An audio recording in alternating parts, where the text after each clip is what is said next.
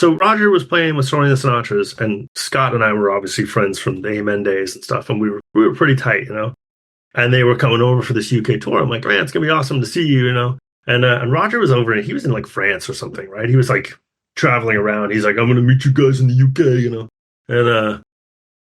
And so I get a message from Scott, and he's like, dude, we got to Heathrow and we got turned back. I'm sure those guys didn't have their paperwork in order or something, you know, or just didn't have any paperwork, you know. Legend. And so I'm like, oh my God, you know, what's going to happen? He's like, well, the whole tour's off. And I was like, oh, Jesus. And then that night I ran into Roger, you know, in the 12 bar. So we're hanging out, we're having a drink. And he's like, I don't know what to do, man. He's like, I'm stuck here for like a few weeks because, you know, I have my plane ticket home for after the tour. And he's like, I got no money. He's like, it cost him a fortune to change the flight or something like that. Yeah, he's like, I got no money really. I was crashing on friends' couches. And I'm like, why don't we just do a gig here? I'm like, I know the guys. I'm like, we'll hook something up and we'll just play some covers or whatever. It'll be fun. I'm like, I can get some people together. We'll do it, you know? And he's like, yeah, okay. You know, I'm like, we'll just come up with a name for the band. And then right away, he was just like, yeah, dollars for Deadbeats, you know? and so I'm like, okay, cool. I just like had an idea of like, okay, we'll just get a few friends.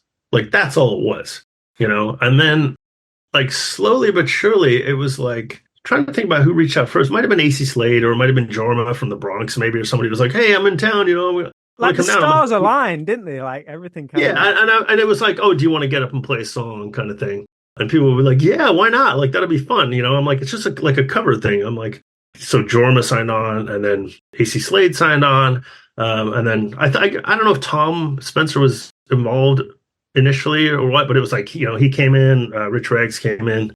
Eureka Machines wanted to play. So I kept like, I had this poster and it was like, you know, members of blah, blah, you know, and then I had to keep adding names to it. Right. You know, and then I think Chris McCormick was like, oh, I'll play a song. And then he goes, oh, I can get Spider Stacy from the Pogues. I'm like, what? All right. You know, so then it was that. And then I kept updating this poster and then I put the poster up and then Ginger wrote me, he goes, oh, I wish I could come down for that gig. I'm like, why don't you come down? And he goes, oh, I probably could. And then I'm like, okay, I added Ginger to the poster, you know, and it just turned into this huge thing. And the thing was, when we booked it, we're like, it's $3 to get in, you know? And so I'm like, I can't change it now. I'm like, what kind of a move would it be to be like, yeah, no, it's 20, you know? Yeah.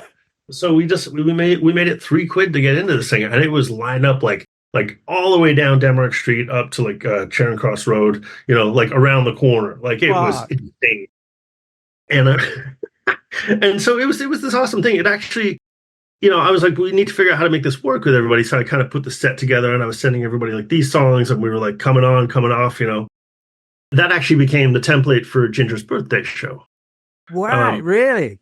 Because after we did that show, Ginger's like, God, we got to do this again. He's like, we should do it for my birthday. And that's how those shows came to be. It was because of Dollars for Deadbeats, right? We kind of proved like this formula works, you know, with people coming on and off. Oh, I never knew that. I never knew that was kind of like the catalyst.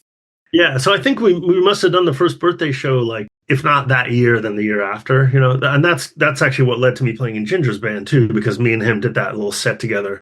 And he was like, oh, you could actually play guitar. And I'm like, thanks. Sweet, man. Yeah. And so, but it was funny too, because my friend Darren Sadler, I don't know if you remember, he used to be the editor of Rock Sound and he wrote for Kerrang and a bunch of stuff. Really good dude. And he had somebody come down to film it.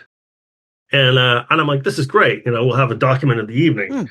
And the people that he got to come down to film it, there was like a band that was on before Eureka Machines, I think. And they basically filmed them and then they went home. No.